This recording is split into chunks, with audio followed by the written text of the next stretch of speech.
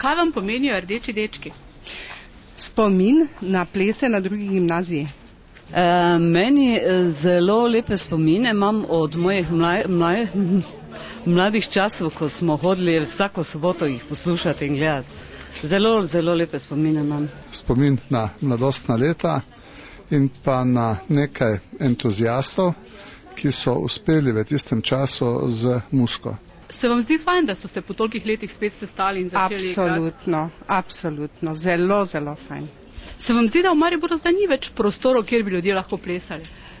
Tudi to smo se ravno s kolegico prej pomenkovali, da za te naše generacije res nimajo nikjer, da bi lahko šli pa se sprostili pa malo zaplesali. Res to v Mariboru manjka, ne? In to res bi se moglo nekje organizirati. In ta večer bo en tak večer sprostitve? Ja, točno tak, s kolegicami.